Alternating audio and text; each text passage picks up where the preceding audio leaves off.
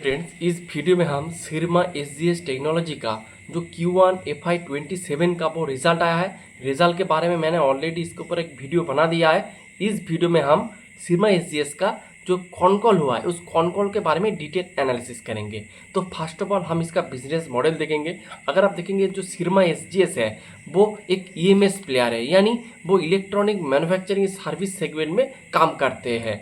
अगर आप इसका वर्टिकल देखेंगे, बिजनेस वर्टिकल देखेंगे, तो ये नॉर्मली इसका तीन वर्टिकल है। फर्स्ट वन है इसका पीसीबीए, यानी प्रिंटेड सर्किट बोर्ड असेंबलिंग का काम करते हैं। उसके साथ बॉक्स बिल्डिंग का काम करते हैं। बॉक्स बिल्डिंग में रिटेल जो कंज्यूमर प्रोडक्ट वगैरह होता है उसका पूरा एकदम बॉक्स बिल्डिंग करके देते हैं। और इसका ओडीएम का बिजनेस है, यानी सपोज आपने कुछ प्रोडक्ट, सपोज कोई कंपनी ने आपको बोला कि इस तरह का कोई एक डिवाइस, कोई एक एसी का डिवाइस बना के दे दीजिए, तो ये लोग उस एसी का बना के पूरा एकदम उसे मैन्युफैक्चरिंग के लेके, डिज़ाइन के से लेके उसका एकदम जो टेस्टिंग वगैरह करके एकदम फुल प्रूफ रेडीमेड करके जो आपका जो ओरिजिनल जो सेल करते हैं उसको दे देते हैं। इसे कहते हैं ओडीएम। इस ओडीएम वाले सेगमेंट में आप देखेंगे आपका मार्जिन थोड़ा ज़्यादा मिलता है।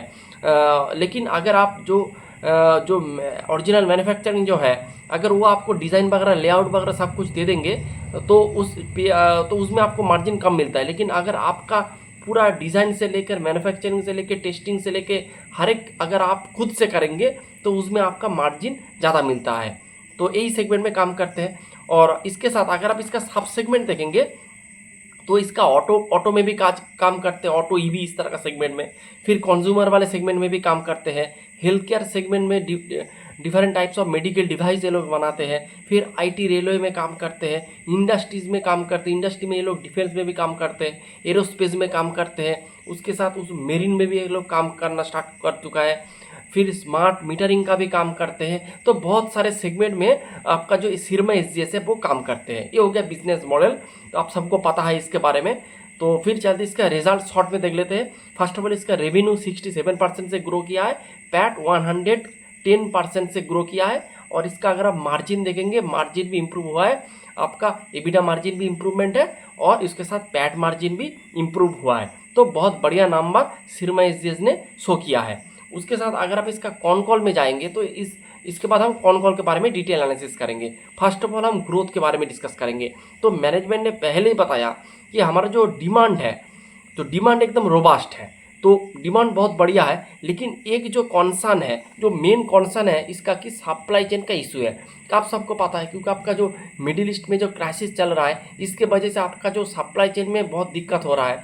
इसीलिए आपका जो आपको रॉ मटेरियल वगैरह लगता है उसमें आपको सप्लाई चेन का इशू हो रहा है। तो इसीलिए अगर आपके पास पूरा माल मटेरियल रहेगा तभी तो आप एक, जैसे आपका पास कोई ऑर्डर है, अब तो ऑर्डर आपने ले लिया है, फिर ऑर्डर को एग्जीक्यूट करने के लिए आपको जो माल वगैरह लगते हैं, जो बाहर से आते हैं, अगर वो माल सप्लाई चेन के इशू के वजह से अगर आपके पास नहीं आएगा तो आप ऑर्डर को फुलफिलमेंट नहीं कर पाएंगे।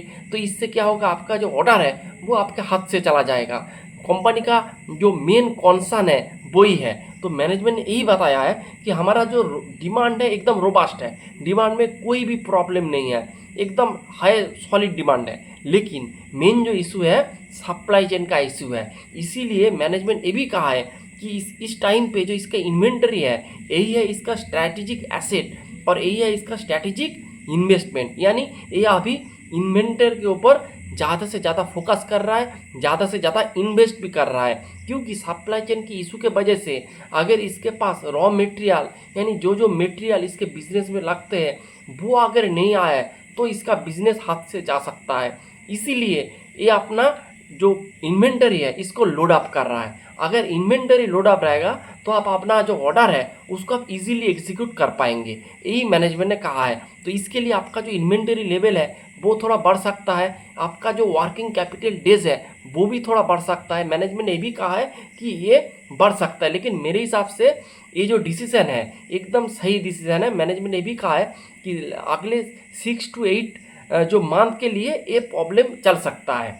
तो यही मोटा मोटी मैनेजमेंट ने कहा है। तो मेरे हिसाब से अगर इस रीजन की वजह से आपका इन्वेंट्री अगर बढ़े, इन्वेंट्री थोड़ा ऊपर की दिशा में जाए, तो ये बिजनेस पॉइंट ऑफ व्यू से एकदम सही डिसीजन है, ये बात है। उसके बाद मैनेजमेंट ने कहा है तो फर्स्ट क्वार्टर में अगर आप देखेंगे इसका ऑलमोस्ट 67% का ग्रोथ हो चुका है। मैनेजमेंट का गाइडेंस था कि आप मोटा मोटी 30 से 35% के रेंज में अपना टॉप लाइन को ग्रो करेंगे, लेकिन इन लोगों ने फर्स्ट क्वार्टर में 60% अबव का ग्रोथ कर दिया है। तो इसे मद्देनज़र रखते हुए मैनेजमेंट ने कहा है कि हमारा जो FY27 का जो गाइडेंस था, जो 30 से 35% था, वो हम इसको थोड़ा रिवाइज करके 30% 35% प्लस करता हूँ। यानी ये अभी 35 से 40% में अपना रेवेन्यू को ग्रो कर सकते हैं, ये मैनेजमेंट ने कहा है।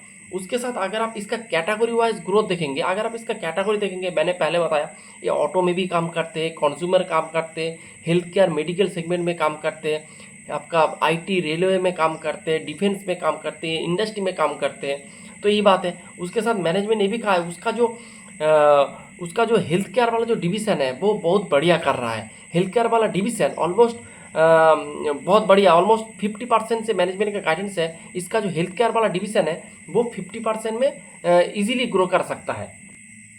तो इसका जो हेल्थ केयर वाला सेगमेंट है बढ़िया कर रहा है, लेकिन मैनेजमेंट ने ये भी कहा है कि हेल्थ केयर का जो बेस है वो थोड़ा स्मॉलर बेस है। तो ये हो गया। उसके बाद मैनेजमेंट ने भी कहा है उसका जो एक्सपोर्ट वाला जो डिवीज़न है वो एकदम बढ़िया कर रहा है। अगर आप देखेंगे एक्सपोर्ट का जो डिवीज़न है इस क्वार्टर में 67% से ग्रो किया है, और FY26 में इसका ग्रोथ था 40%। यानी एक्सपोर्ट वाले सेगमेंट बहुत तगड़ा कर रहा है। उसके साथ एक्सपोर्ट का अगर आप परसेंटेज देखेंगे तो अभी टोटल रेवेन्यू का ऑलमोस्ट 24% इसका जो बिजनेस आ रहा है वो एक्सपोर्ट से आ रहा है। तो इसका एक्सपोर्ट का कंट्रीब्यूशन है 24%, remaining 76% coming from domestic business से। तो ये बात है, और मैनेजमेंट बहुत कॉन्फिडेंट है कि इसका जो एक्सपोर्ट वाला सेगमेंट है वो इजीली 30 to 40% में ग्रो करेगा, और FY27 में इसके एक्सपोर्ट परसेंट से 1500 से 1600 का रेवेन्यू आ जाएगा एक्सपोर्ट वाले सेगमेंट से। यही है। फिर उसके साथ अगर कैटेगरी वाइज में देखेंगे तो अभी इस क्वार्टर में जो कंज्यूमर वाला सेगमेंट है इससे ऑलमोस्ट 34% का रेवेन्यू आया है। और आप सबको पता है मैनेजमेंट ने कहा था कि उसका जो कंज्यूमर वाला सेगमेंट है उसमें उसको मार्जिन थोड़ा कम मिलता है, उससे बेहतर मार्जिन इसका इंडस्ट्री में मिलता है, मेडिकल में मिलता है, ऑटो में मिलता है। तो इसीलिए मैनेजमेंट ने कहा था कि हमारा जो कंज्यूमर वाला जो सेगमेंट है उसका परसेंटेज हम धीरे धीरे घटाएंगे और इसको हम 30% में लेके आएंगे। लेकिन अगर आप Q1 में देखेंगे तो इसका परसेंटेज है ऑलमोस्ट 34%। तो मैनेजमेंट ने कहा ये सीजनली का इफेक्ट है, नेक्स्ट क्वार्टर में या फिर अगले 2-3 क्वार्टर में इसका जो परसेंटेज जो अकॉर्डिंग टू मैनेजमेंट गाइडेंस जो था 30% उस लेवल पे इजीली आ जाएगा, ये मैनेजमेंट ने कहा है। तो अगर इसका कंज्यूमर का परसेंटेज धीरे धीरे नीचे आएगा तो इसका मार्जिन और भी इम्प्रूव होगा। तो ये बात है। उसके साथ मैनेजमेंट ने भी कहा है कि मैनेजमेंट का जो गाइडेंस था, जो पुराना गाइडेंस था कि हम मोटा मोटी हमारा जो एबिटा मार्जिन वो मोटा मोटी 10 से 11% में ग्रो करेगा, ये मैनेजमेंट का गाइडेंस था।